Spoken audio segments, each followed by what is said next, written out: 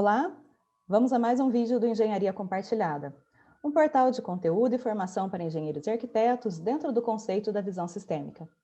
No dia dessa gravação, nós acompanhamos os desdobramentos do incêndio no prédio da Secretaria de Segurança Pública do Rio Grande do Sul, que ocorreu no dia 14 de julho, e de um outro incêndio em um supermercado que funcionava em um casarão no Rio de Janeiro. É por tudo isso que vamos falar sobre proteção passiva contra incêndios. Ele envolve os sistemas que evitam que o incêndio se propague, bem como para que haja tempo para que as pessoas saiam do local com segurança e que o Corpo de Bombeiros consiga resgatar as vítimas e combater o fogo.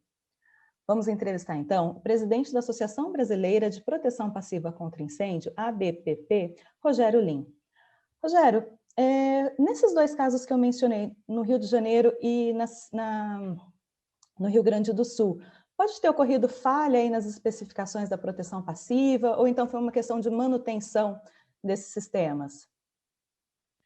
Olá, Adriana. Boa tarde. Primeiramente, queria agradecer o convite, do Engenharia Compartilhada aí, um canal super bacana aí que eu tenho seguido, e agradecer a oportunidade de vocês estarem falando um pouco mais de segurança contra incêndio, especificamente da minha área de especialidade, que é proteção passiva contra incêndio.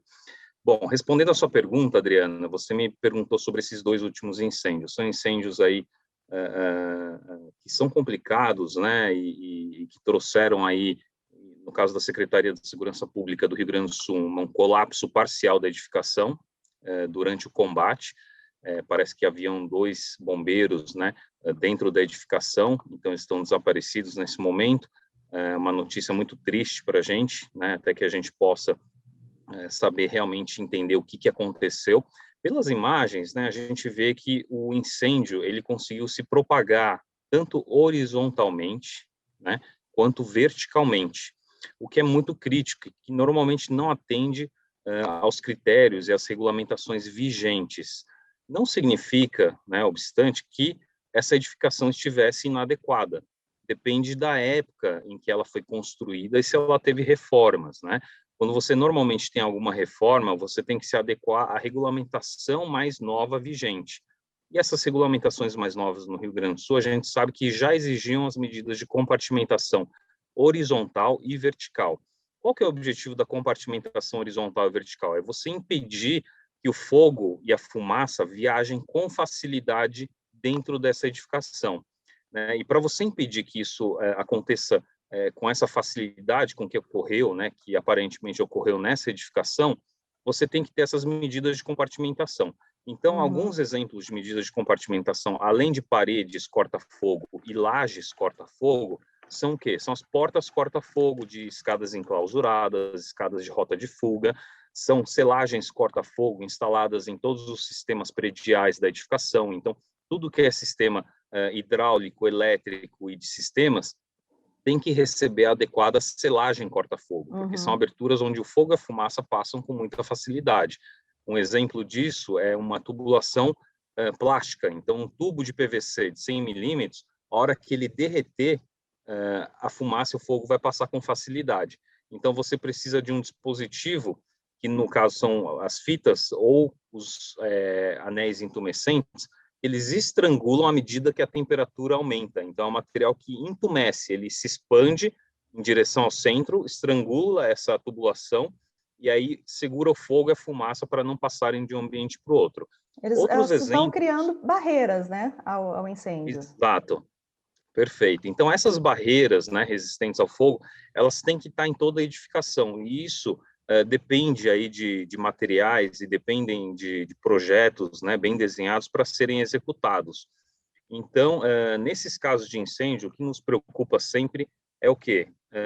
Resguardar a vida das pessoas, que estão nessa edificação. A gente garantir que as pessoas consigam escapar com segurança, sem serem atingidas pela fumaça e pelo fogo, mas também garantir o quê? A integridade das pessoas que vão combater, que são os bombeiros.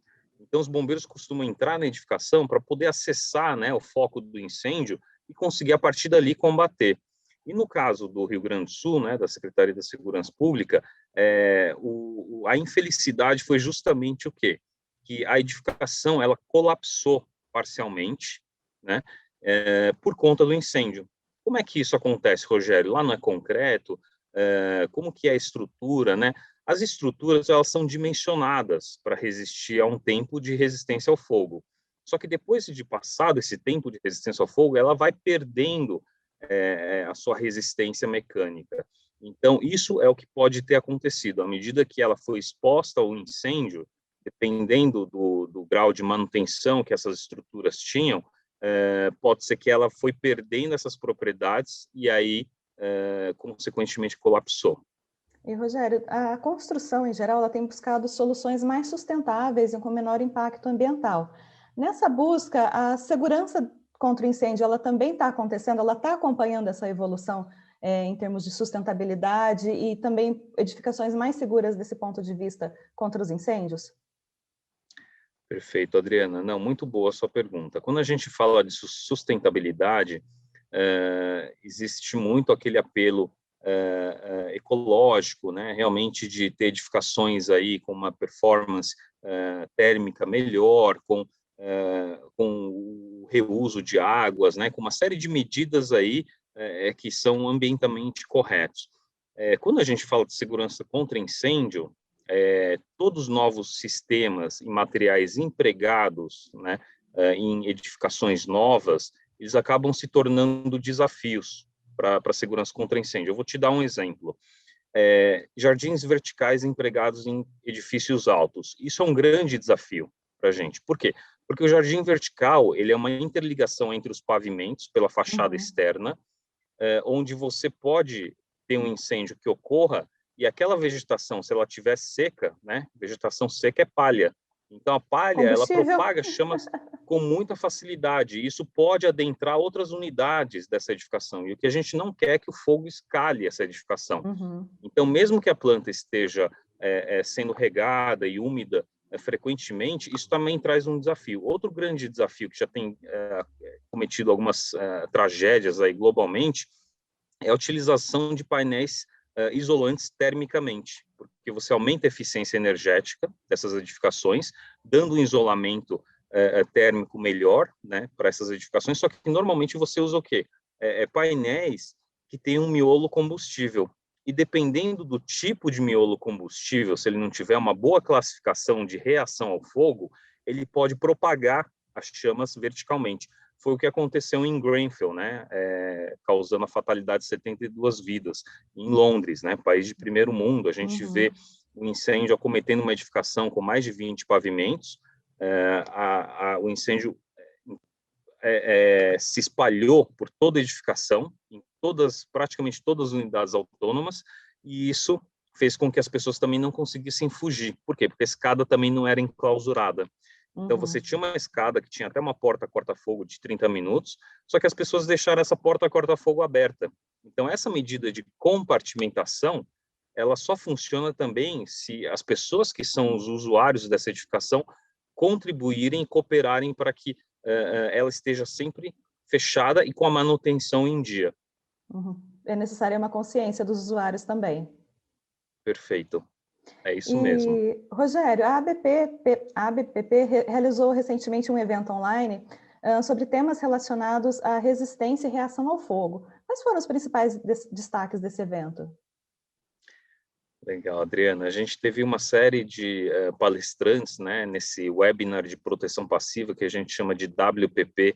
A última edição aconteceu em Minas Gerais, já foram em vários estados, mas as principais temáticas que a gente abordou foi justamente o quê? A questão de regulamentação, a questão de como a gente melhorar, né, as medidas de proteção passiva, e aí vai desde sinalização de emergência, compartimentação de ambientes, controle de materiais de acabamento e revestimento, e segurança de estruturas em situação de incêndio. Então, tudo isso é o que contempla a proteção passiva.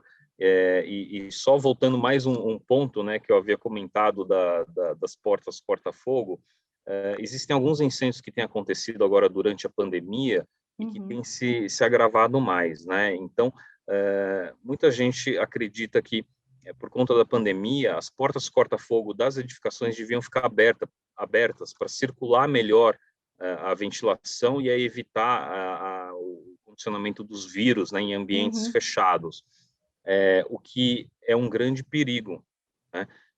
Na verdade, as medidas aí sanitárias que já existem, elas são suficientes, né? Você não tem que comprometer ou deixar uma porta intencionalmente aberta, né, para que essa circulação melhore. Então, isso é um grande risco para os moradores das edificações.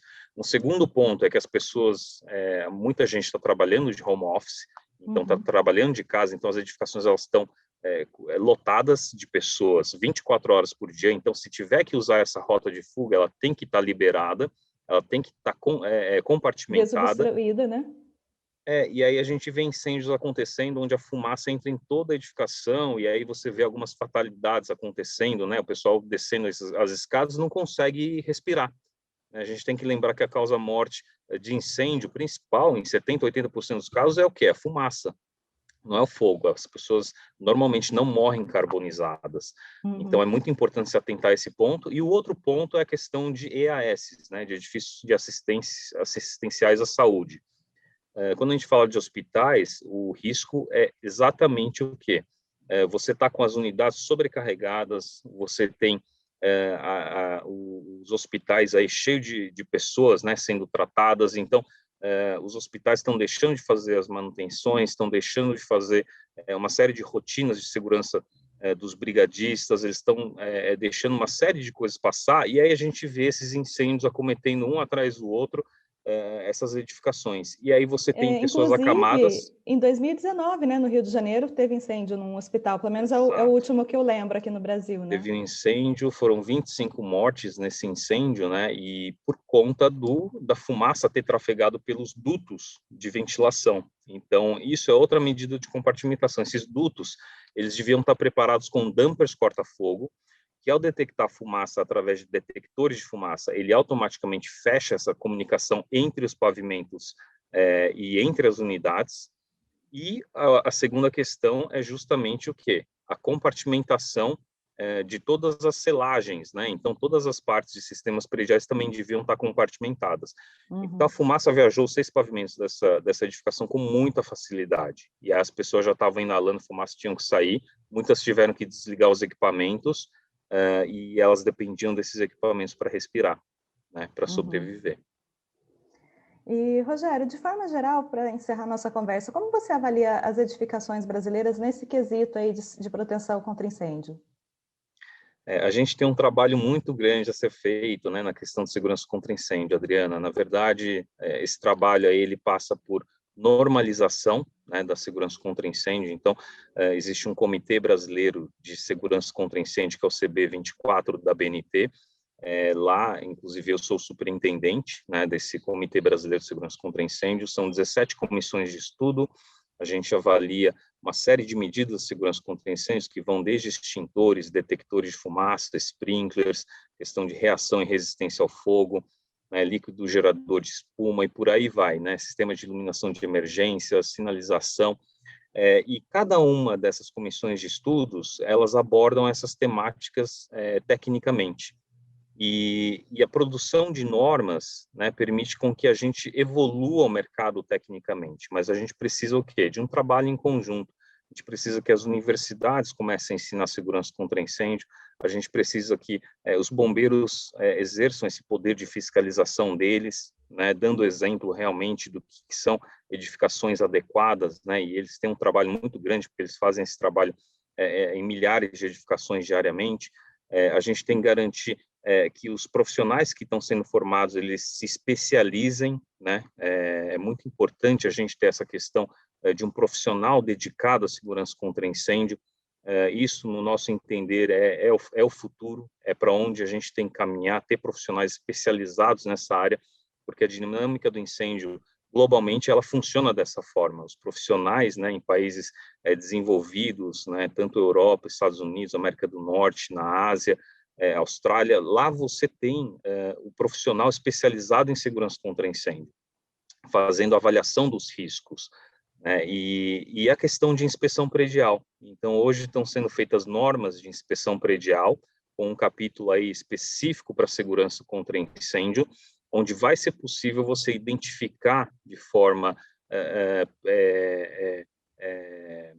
preventiva, né, quais são os equipamentos que estão precisando de manutenção, como que isso tem que ser feito, qual que é a regularidade com que isso tem que ser feito. Então, tudo isso é um trabalho em conjunto aí da sociedade para realmente melhorar a segurança contra incêndio. Rogério, muito obrigada por sua participação aqui no Engenharia Compartilhada. Nós ficamos à disposição aí para outras iniciativas, outras ações que a ABPP venha a fazer nesse sentido aí de trazer mais segurança para as edificações brasileiras.